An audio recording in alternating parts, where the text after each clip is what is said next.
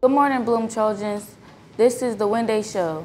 Coming up on today's edition of BloomScene, Mr. Smith, I am your host, Serena Evans. On activities, we have Edgar Zarate, and on sports, we have Marcus Hernandez.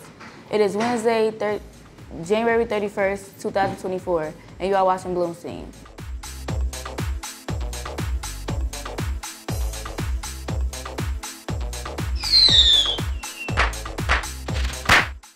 Now for our top story, we continue to learn more about our members of our faculty and staff.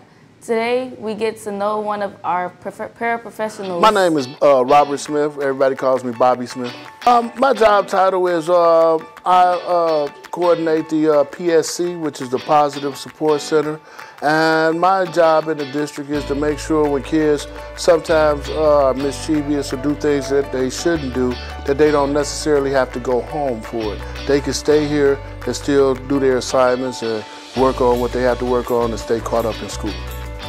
Actually, I was over at the District 227 over at Rich Central for the last 18 years. I ran the in-school suspension program at Rich as well, along with my male mentor program called Being My Brother's Keeper.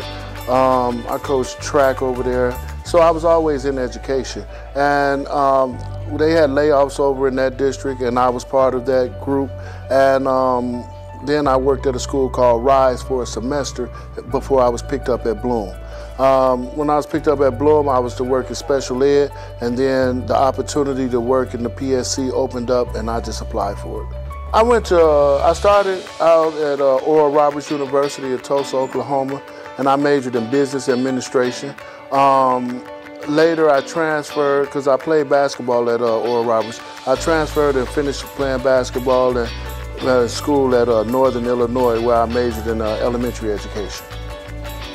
In high school, I played basketball. I played for Rich Central High School up the street from here.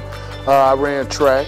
I went downstate as a sophomore for track, and we played for the state championship in basketball in 1986 when I was a junior.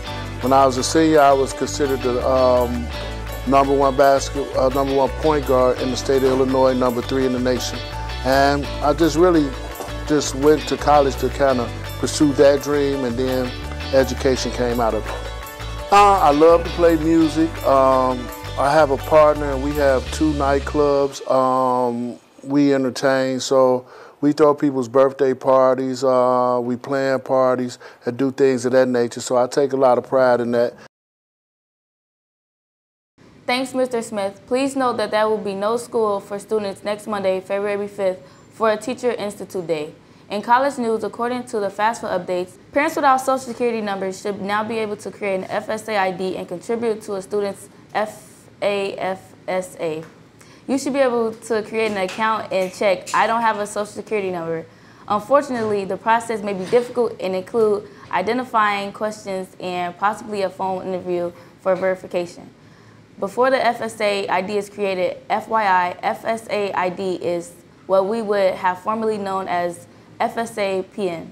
As a reminder, undocumented students are not doing the traditional FSA because they do not qualify for federal financial aid, but they can complete the Isaac Alternative Application for financial aid to qualify for state-provided grants and funding.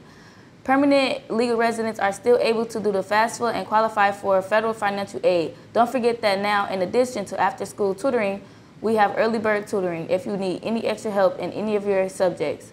Early bird tutoring meets every Monday through Friday from 7 to 7:30 a.m. Enter through the main building through the front door, Circle Drive. If you are struggling, this is the place to get that extra help, one-on-one assistance from our teachers.